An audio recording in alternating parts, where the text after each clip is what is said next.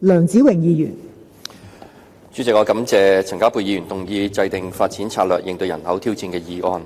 根據香港政府統計處嘅資料，2024年香港嘅總和生育率僅為 0.84， 遠低於維持人口穩定所需嘅 2.1， 係全球處於最低嘅水準。根據學者指出，當總和生育率係低於 0.8 嘅時候，就可能跌入咗呢個生育陷阱，意味住單靠一些零碎同埋單一嘅政策好難提升本地嘅生育率。而喺2022年香港嘅生育率亦都曾經係跌到係 0.701， 已經觸及呢個生育陷阱嘅警戒線。縱觀嚟睇香港人口結構係持續惡化，每年死亡嘅人數係遠超過出生嘅人數，香港已經係進入咗超高齡嘅社會，人口負增長係會帶嚟係勞動力短缺、養老負擔加重、經濟活力下降等一系列嘅長期問題。香港生育率低係由於經濟同埋生活壓力、社會價值觀嘅轉變、政策同埋環境局限等多重嘅疊加嘅結果嘅。第一個就係經濟同埋生活壓力，高昂嘅育兒成本難以負擔住房同埋工作同埋家庭係難以平衡。當中房價中位數同家庭嘅收入比率亦都係全球最高之一。狹小嘅居住空間亦都直接抑壓咗呢個生育嘅意願。第二個就係社會價值觀轉變，結婚意願係下降，遲婚生育觀念改變同埋個人發展優先等等都係出咗問題。而香港女性初婚年齡已經係突破30歲，直接亦都縮短咗有效嘅生育窗口。第三個就係政策同埋環境嘅局限一次性嘅2萬蚊新生嬰兒嘅現金獎勵補貼效果亦都有限，托兒呢啲嘅支援亦都不足，都係直接導致係生育率係持續偏低。我最擔心就係人口不足導致到係勞動力係唔足夠。政府為咗滿足社會嘅運作，對勞動力嘅需要喺冇整全同埋大局部署之下，輸入非本地勞工係會進一步影響本地僱員嘅士氣同埋佢哋組織家庭嘅意欲，亦都直接影響到工作崗位嘅就業質素，進一步降低我哋香港市民嘅生活質素。問題係不容忽視。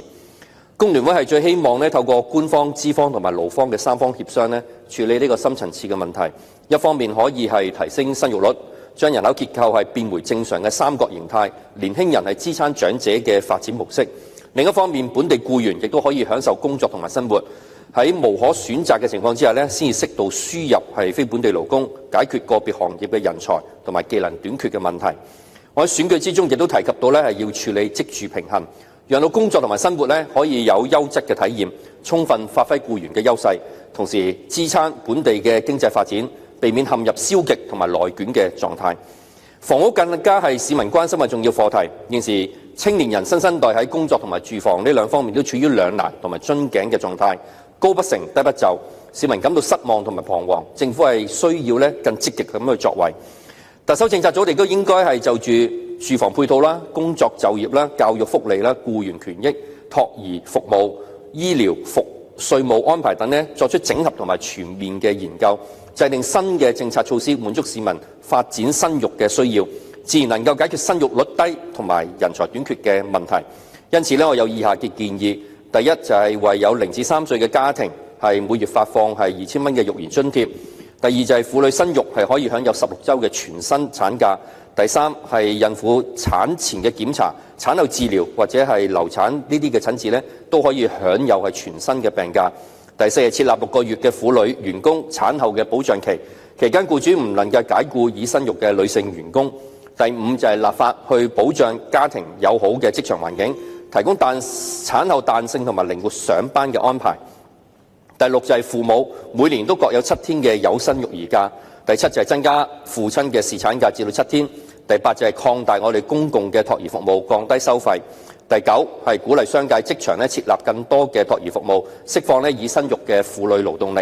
第十就係優化子女嘅免稅額，採取呢個累進性嘅模式，例如第二胎免稅額1.5倍，第三胎就免稅額2倍，鼓勵多生。第11就係推行青年新婚住房租務市場，穩定家庭收入同埋建設能力，有充分嘅資源去發展生育。第12就係重新設立人力資源嘅部門，結合教育同埋勞工事務嘅政策，更全面咁去發展我哋人力資源。主席，我謹此陳辭。